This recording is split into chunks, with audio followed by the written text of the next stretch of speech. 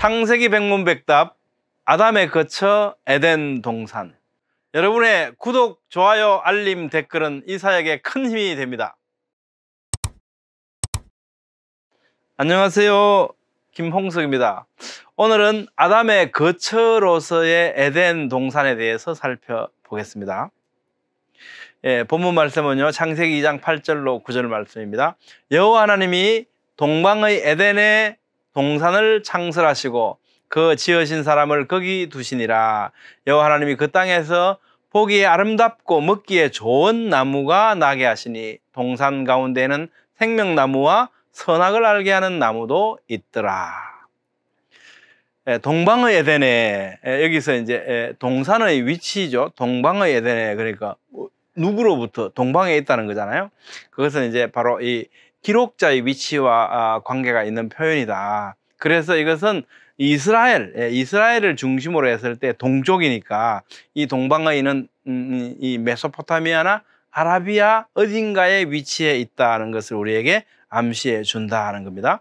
동방의 에덴에 이것을 에덴의 동편에라고 해석하기도 합니다. 이렇게도 해석할 수 있고 저렇게도 해석할 수 있다. 구문론적으로는요.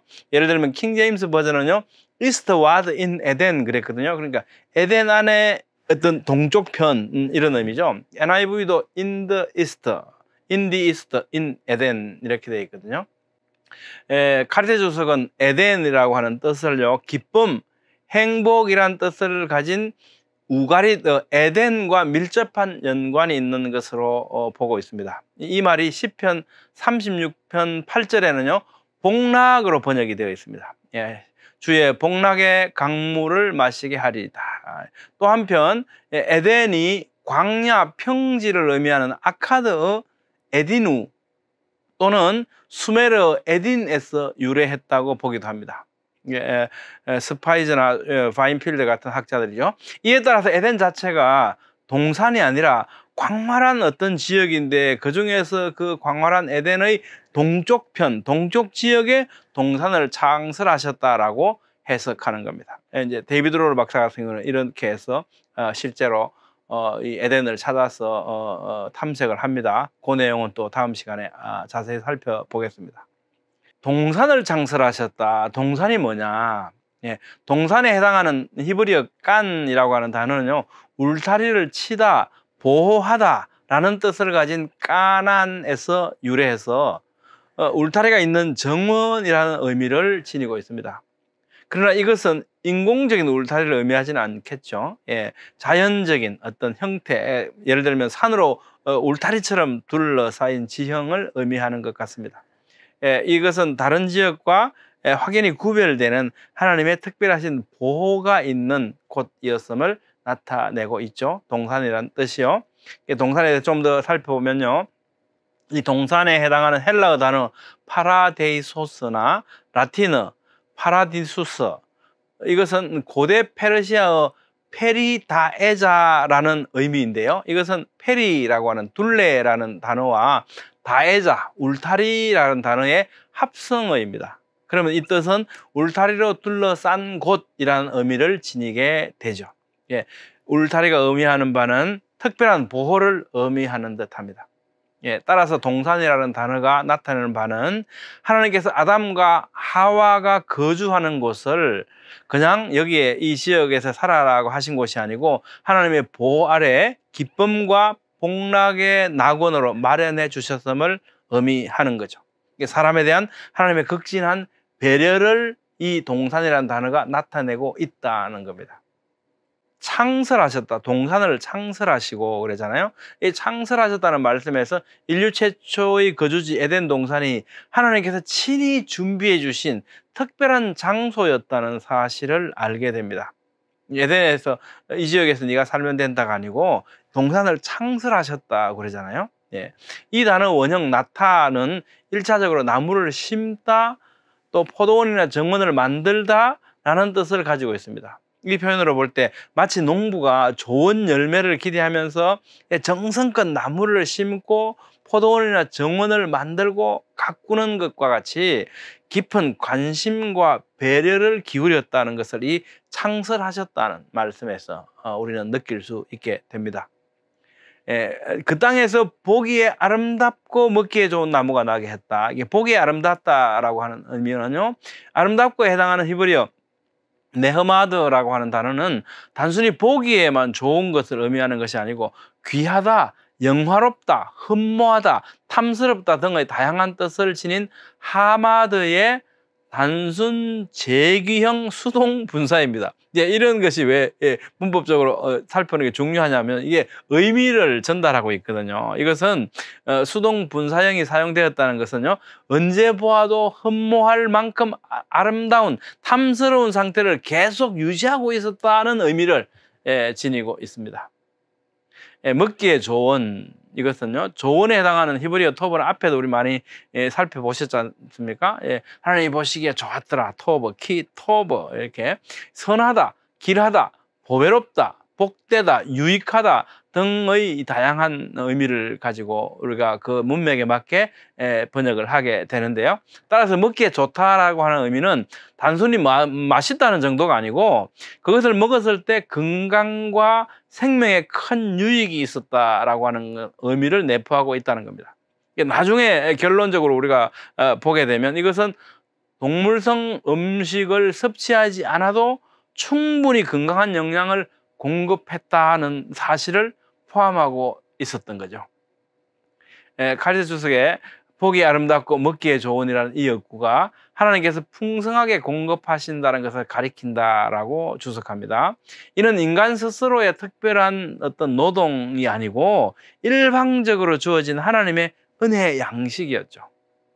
하나님께서 인류에게 허락하셨던 최초의 양식은 동물이 아닌, 육식은 노아홍수 이후에 허락되었으니까요, 식물만이었다는 점을 기억할 때 여기에 나오는 보기 아름답고 먹기에 좋은 나무는 분명 하나님께서 인간에게 베푸신 또 다른 세심한 배려였다고 우리는 이해할 수 있습니다. 우리가 창세기 1장 29절 다시 한번 살펴볼까요? 하나님이 이르시되 내가 온 지면에 씨 맺는 모든 채소와 씨 가진 열매 맺는 모든 나무를 너희에게 주노니 너희의 먹을거리가 되리라. 그런데 우리가 이렇게 이제 수려하게 장엄하게 개역개정을 번역을 했는데요. 근데 원래 원어를 보면 이제 이게 빠진 단어가 하나 있습니다. 이게 번역에서 빠진 단어, 이게 뭐냐면 힘내라는 단어거든요. 보라, 이렇게 보라라는. 킹제임스는 and God said behold I have given, 내가 좀 봐라, 내가 이거 너희한테 줬다. 그러니까 내가 너희에게 음식으로 준 이것을 이거 한번 봐라 이렇게 말씀하시는 거거든요. 험정녀가 이렇게 번역했죠. 하나님께서 이르시되 보라, 내가 온 지면 위에 있는 씨 맺는 모든 채소와 모든 나무를 너희에게 준다. 먹을 것이 될 것이다. 마소라 본문상으로 1장 29절의 서두에 나타나는 볼지어다 힘내라고 하는 이 단어, 그죠? 힘내. 이 말은 이 자비로운 하나님께서 인간의 어떤 이 노동 이걸 통하지 않고 전적인 은혜로 주신 풍성하게 수여하시는 이 자비로운 상태를 우리에게 그 환기를 촉구한다라고 볼 수 있겠죠. 봐라 이렇게요. 그 다음에 1장 29절에 나타나는 또 하나의 특징은 모든 이런 단어거든요. 콜, 씨 맺는 모든 채소와 씨 가진 열매 맺는 모든 나무를 사람에게 먹을거리로 주셨다. 여기서 모든이라는 말에서 우리가 느낄 수 있는 것은 하나님의 풍성한 은혜를 함축하고 있는 단어이다라고 하는 걸 우리가 이 단어를 통해서 느낄 수 있게 됩니다.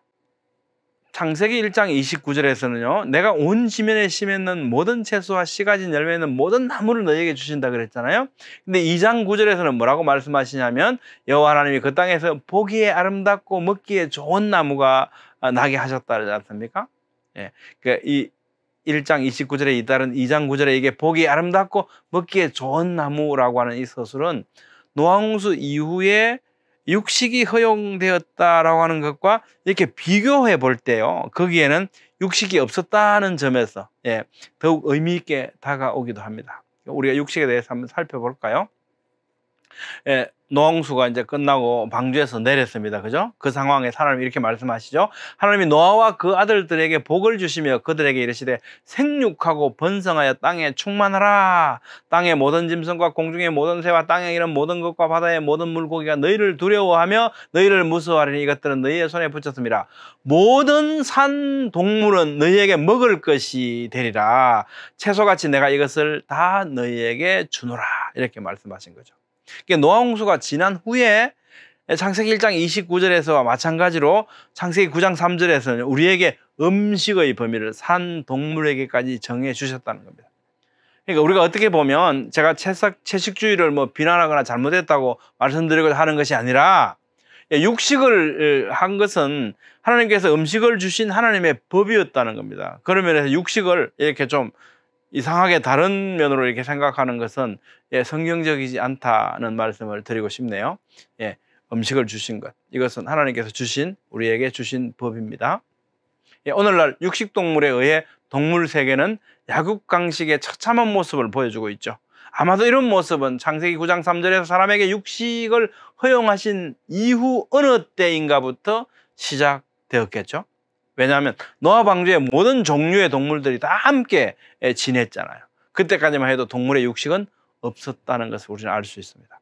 이런 모습은 그리스도께서 재림하시고 이 땅에 수립될 천년왕국 때 치유되어서 노아홍수 이전의 채식, 그리고 뱀은 흙을 먹는 이 상태로 돌아갈 것으로 보입니다. 이사야 11장에 보면요, 그의 입에 막대기로 세상을 치며 그의 입술의 기운으로 악인을 죽일 것이며 이때에, 이건 계시록 19장 15절 말씀을 우리가 연관해서 볼 때 예수님의 재림 때를 의미하거든요.